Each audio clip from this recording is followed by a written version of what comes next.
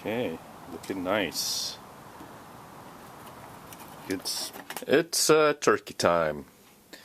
I am using a dry rub, a 4-to-1 mixture of salt and baking powder on a 12-pound butterball turkey that I'm going to smoke in the PK grill.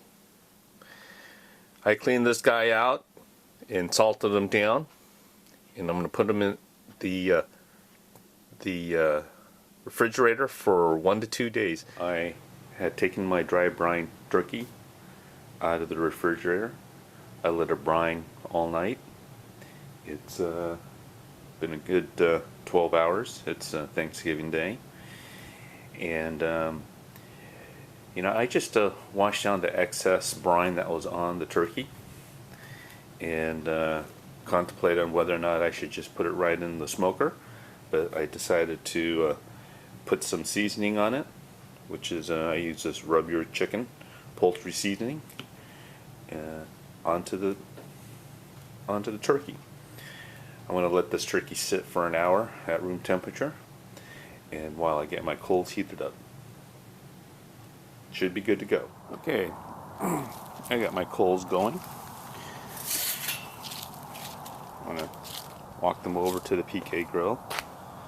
I have my main basket of coals here in the L configuration, so I'm going to pour these coals on the outside of the L. This is my long burn setup.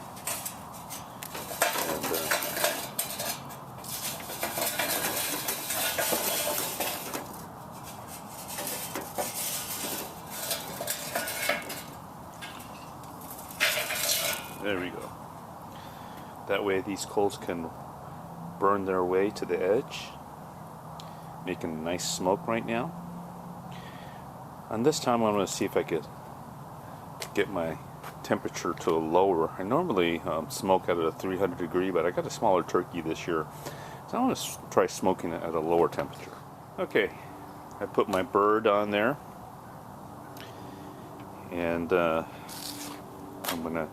set my 4 air intake pieces. I have 2 on the top and 2 on the bottom. So I underneath the charcoal, I opened up that vent. Underneath the water, I closed that vent. And then on my 2 top vents, I'm going to leave one shut and leave one open.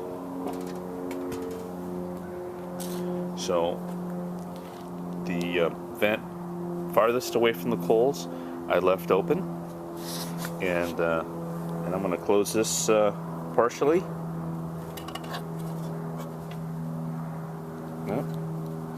And I'm going to arrange the temperature vent so I could get a good 250 or below smoke. It's about 9 o'clock in the morning on Thanksgiving Day. And I'm going to set my temperature thermometer in there to see what my temp is. And I'll keep at that throughout the day. You can see the temperature rising. And I'll come back in an hour to see where it finally lands at, since this is just the beginning of the cook. And okay, see you in about an hour. Okay, it's about a half hour into the cook. I came out a little early. The temperature here is around 200, and 55, just right above the 255 mark, 250 mark, and it looks like it's holding steady. I'm going for around 250, so I'm just gonna close my damper up a little bit, and that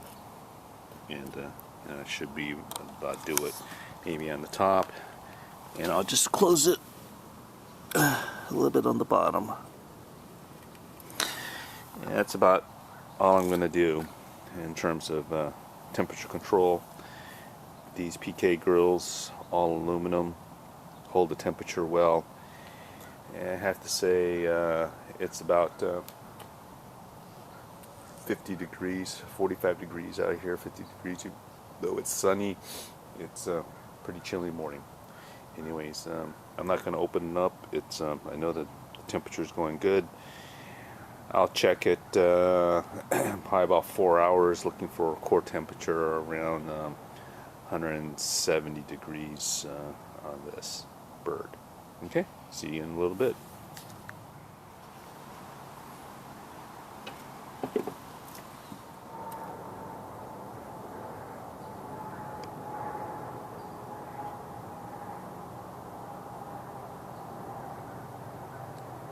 Okay, it's been about 4 hours on the cook.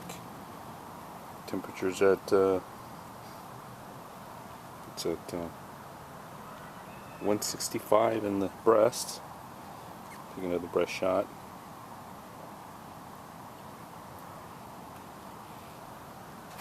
$156, 167. So I think we're there. All right. Well, I was told I could stick some of these potatoes on the grill since it's still hot, and I'm going to do that. I got some potatoes, got some sweet potatoes and regular russet brown potatoes, and I'm going to put them on the grill.